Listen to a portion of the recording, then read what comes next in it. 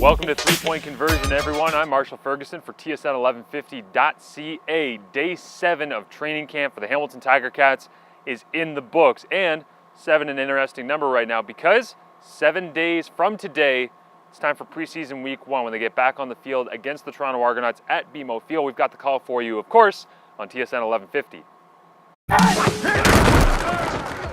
First up for you today in 3-Point Conversion, I want to go negative to start because I got some great notes here at the back end with 2 and 3.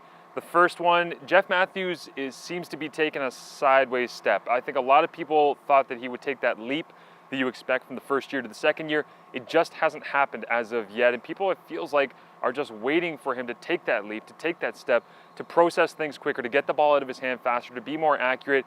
He just seems kind of frustrated right now, and it's unfortunate, honestly, watching his quarterback development, because you know how much people in the organization trust him and how much they want him to succeed, and they know that he has that ability.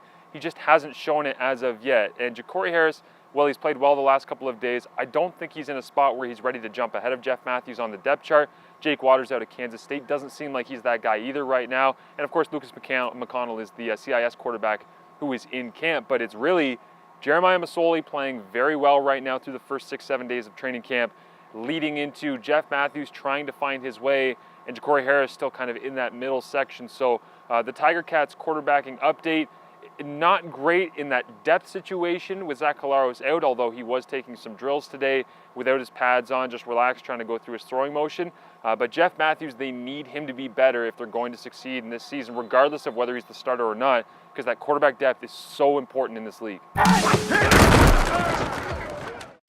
All right, let's get to the positives, shall we? Nick Barnett, rookie linebacker out of UBC. He's kind of flown under the radar for the first week or so here. He's just kind of working throughout that linebacker group. He wears a bright red shirt underneath his shoulder pads. And I know from being in training camps, you don't want to stick out for the wrong reasons. And sometimes you're wearing the wrong color underneath your shirt, makes coaches remember you. It's kind of like peacocking. Are you familiar with the term peacocking? It's from Parks and Recreation. What's in the hat? It's called peacocking. Basically, I'm wearing something that kind of makes me stand out like a peacock. So girls will be like, hey, what's with that hat? I think I'll peacock it out over here. I'll be back.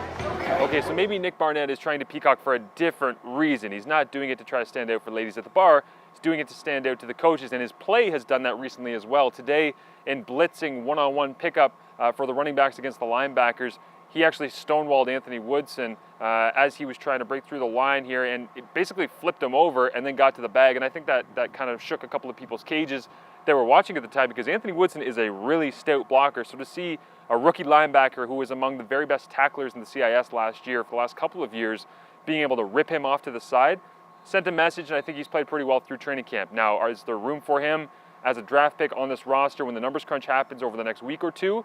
We'll see. Lastly today, something I know a lot of Tiger Cats fans are very excited to hear about. They've been asking, what's going on with Chad Owens? Why haven't we heard his name much? Why hasn't there been more media or press on him? Chad had a pretty slow start to training camp. He seemed like he was just getting his feet wet. He's trying to figure out this Tiger Cat system with Ken Austin. He's no longer with Marcus Brady and Scott Milinovich with the Toronto Argonauts. And he's found a way. Today is the first time that I've seen him feel comfortable. He looks like he knows what he's doing. He looks like all of a sudden he doesn't have to think about what his role is or what his route is. He's breaking the huddle, he's getting out quickly, and he's performing at a high level. He had a couple of great catches in one-on-ones and in pass skeleton. In 12-on-12, they're using him in so many ways now later in camp. It feels like they're adapting to, okay, here's Chad Owens' skill set. We're not going to fit a round player into a square box. We need to be able to put him into any system that he can succeed in. And I think that having Jeremiah Masoli as your quarterback leads to him being able to succeed in that manner, because he's more susceptible to being used in play action, in jet sweeps, in veer, in zone read.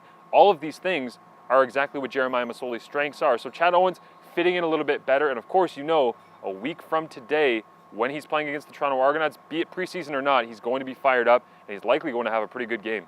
For TSN 1150 Hamilton and TSN1150.ca, I'm Marshall Ferguson. Oh, on the way out here, don't forget the Peter Schrager podcast. I did it with him last week. Fox Sports decided to do a 101 on the CFL, everything you need to know.